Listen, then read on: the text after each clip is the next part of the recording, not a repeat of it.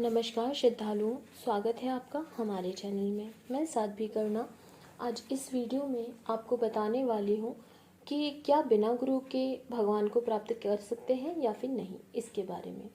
श्रद्धालुओं, वीडियो शुरू करने से पहले मेरा आप सभी से निवेदन है कि आप हमारे चैनल को सब्सक्राइब करें, वीडियो को लाइक करें और साथ ही वीडियो को ज़्यादा से ज़्यादा लोगों के साथ शेयर करें। तो श्रद्धालुओं, आइए वीडियो शुरू करते हैं और जानते हैं कि क्या बिना गुरु के भगवान को प्राप्त कर सकते हैं, इसके बारे में। कई बार हमसे ये प्रश्न पूछा गया है कि क्या बिना गुरु बनाए भगवान को प्राप्त किया जा सकता है।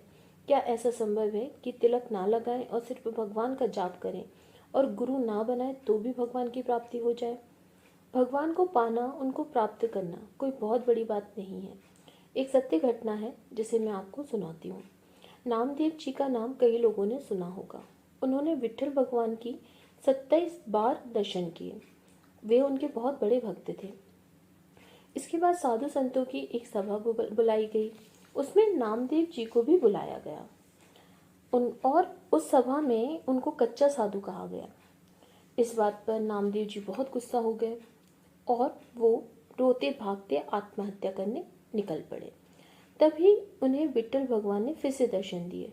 ये दर्शन उनके 28वें बार दर्शन थे और उनसे पूछा कि क्या हुआ, रो क्यों रहे हो।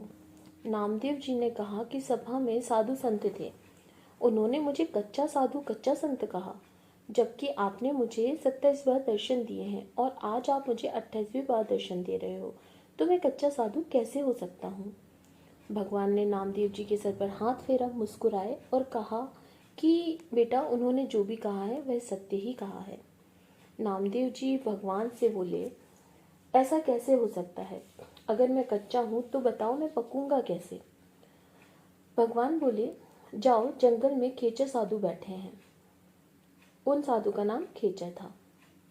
जाओ, वो तुम्हें बताएंगे कि पक्के कैसे बनोगे। नामदेव जी चल पड़े। जंगल के एक मंदिर में साधु बैठे थे। नाम खेचर था। शंकर जी के ऊपर, शिवलिंग के ऊपर उन साधु के पांव रखे हुए थे और पांव रखकर बैठे हुए थे। अब नामदेव जी ने सोचा, ये कैसा साधु है जो शंकर जी के ऊपर पांव रखकर बैठा हुआ है, ये क्या उपदेश देगा, ये क्या ज्ञान देगा। तो नामदेव जी वहां से जाने लगे। तो खेचर ने आवाज लगाई, एक कच्चा साधु यहाँ आ। अब नामदेव जी समझ गए कि ये तो जानते हैं मैं कच्चा हूँ, इन्हें कैसे पता, ये तो जंगल में बैठे हैं। अब नामदेव जी तुरंत आए और कहा, प्रभु, आपने शंकर जी के ऊपर अपने पाँव क्यों रख रखे हैं? और यही सोचकर मैं वापस जा रहा था। खेचर ने कहा, जहाँ शंकर जी ना हो तू मेरे पैर वहां रख दे, मैं तो बूढ़ा हूँ। तो नामदेव जी ने उनके पैर पकड़े और खिसका दिए। अब जहाँ पाँव रखा वहां शिवलिंग प्रकट हो गया। फिर खिसकाया, वहां फिर से शिवलिंग प्रकट हुआ। इस प्रकार से 12 बार उन्होंने खेचर साधु के पाँव खिसकाए और 12 ज्योतिर्लिंग प्रकट हो गए। ये देखकर नामदेव जी के चरणों में गिर गए। जो खेचर साधु थे ना, उनके चरणों में गिर गए और उन्होंने उनसे कहा कि प्रभु, मुझे कुछ समझ नहीं आ रहा है। तब खेचर ने बताया कि तू अभी कच्चा है और तू कच्चा इसलिए है क्योंकि तूने भगवान के दर्शन तो कर लिए, लेकिन तुझे विठ्ठल को मिलने के लिए आज भी मंदिर जाना पड़ता है। अर्थात तूने ये विचारधारा बना रखी है, तूने ये सोच रखा है कि विठ्ठल ना तो सिर्फ मंदिर में ही मिलेंगे। बेटा, जब तू कण कण में भगवान को देखने लग जाएगा ना, तो विठ्ठल हर जगह तुझे दिखाई देंगे और तेरे पास आएंगे।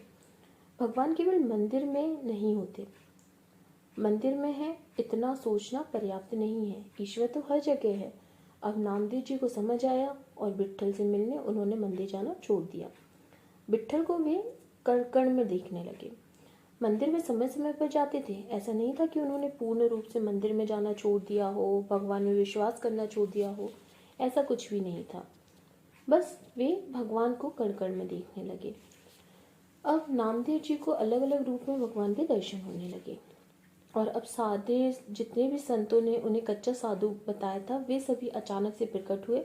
उन सब ने ताली बजाई और कहा, अब तू पक्का साधु है, अब तू पक चुका है, अब तू पक्का संत है।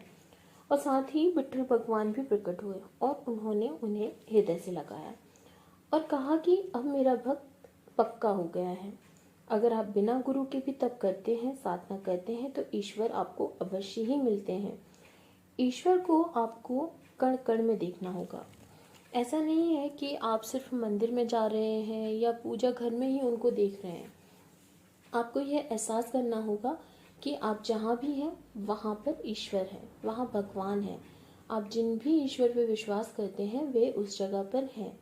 अगर आप ऐसा सोचेंगे तो आपको भगवान को ढूंढना नहीं पड़ेगा, और जब भगवान को ढूंढना नहीं पड़ेगा तो किसी गुरु की भी आवश्यकता नहीं होगी, क्योंकि भगवान ही आपके गुरु होंगे और भगवान ही साक्षात आपके साथ होंगे। तो इस प्रकार से जो भक्त पूजा करते हैं उनको भगवान की प्राप्ति हो जाती है। मुझे आशा है कि यह जानकारी आपको पसंद आई होगी। अगर आप हमारे चैनल पर नए हैं और अभी तक आपने हमारे चैनल को सब्सक्राइब नहीं किया है तो चैनल को सब्सक्राइब करें, बेल बटन को दबाएं जिससे नए वीडियो का नोटिफिकेशन आपको मिल सके। जानकारी को अपने मित्रों के साथ शेयर करें, वीडियो को लाइक करें और वीडियो को शेयर करें। धन्यवाद।